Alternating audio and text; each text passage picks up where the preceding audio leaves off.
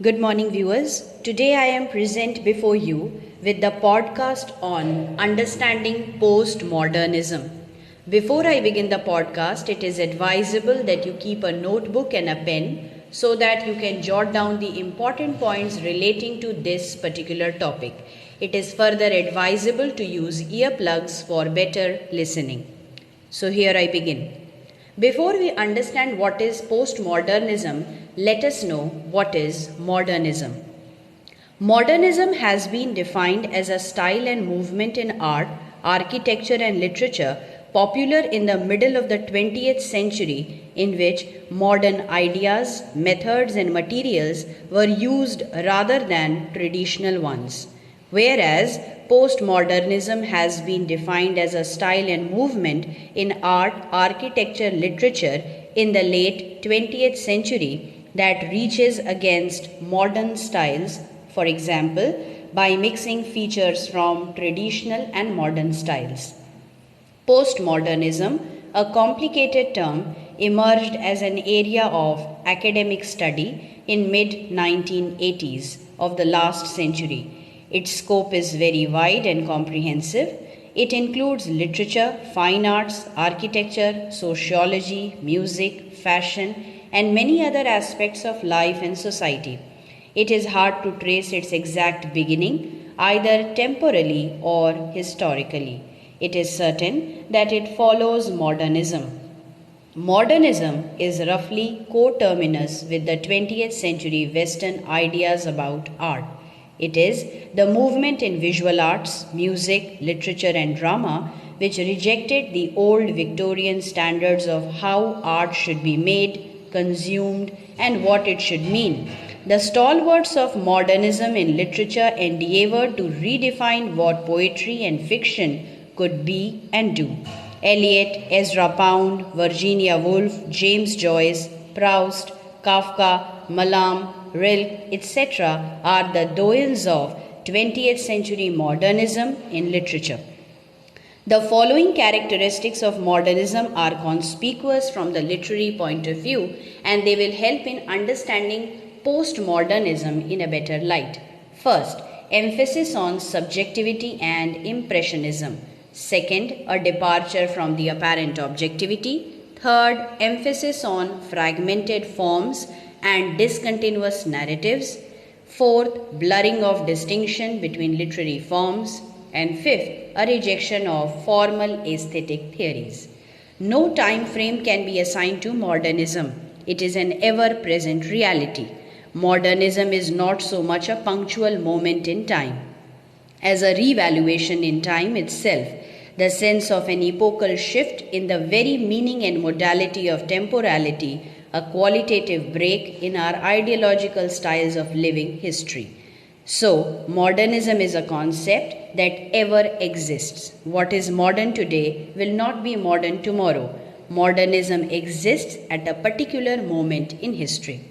Coming to the concept of postmodernism and critical theory, they are broad rubrics for intellectual movements rather than specific theories. They are essential parts of social semiotic analysis. Post-structuralism and deconstruction, which were initially intellectual and critical reactions against structuralism of 1960s, paved the way for the rise of postmodernism. The present rubric for postmodern and critical theory is generally called culture studies. Postmodernism is a social, political, and aesthetic ideology which reflects the cross currents prevailing in the social moment in which we live today. Postmodernism articulates the tensions of differences and similarities issuing from globalization processes. It manifests historical presentation and perspective of modernism and modernity. It is an offshoot of modernism. It begins where modernism ends. It stands for a systematic skepticism of grounded theoretical perspective. Postmodernism strengthens the conception of knowledge-based society. Knowledge in postmodern societies have a utilitarian character. It synchronizes with the advent of computer technology in 1960s.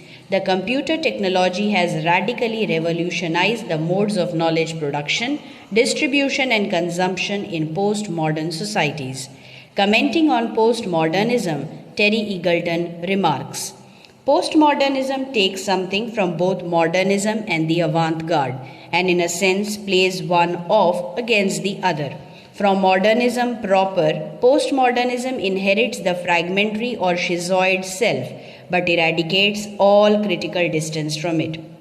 Countering this with a poker-fogged and phased presentation of bizarre experiences which resemble certain avant-garde gestures. From the avant-garde, postmodernism takes the dissolution of art into social life, the rejection of tradition and opposition to high culture as such, but crosses this with the unpolitical impulses of modernism.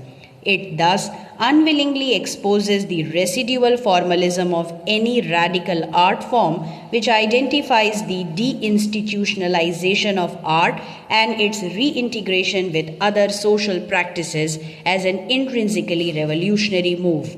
Postmodern art stands for reflexivity and self-consciousness, fragmentation and discontinuity, ambiguity, simultaneity, and an emphasis on the destructured, decentered, and dehumanized subject.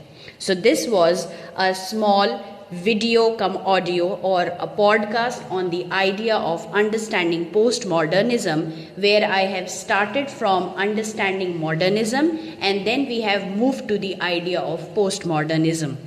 I hope this podcast proves to be of help to each one of you in understanding this movement in a better way. Please do like, share and subscribe to the channel, and in the comment section below, share your feedback or any of the questions relating to this podcast. It is also requested that please visit my literature blog, Learning Literature. The link of the same is given in the description box below. Here's wishing you a great day. Thank you for your valuable time.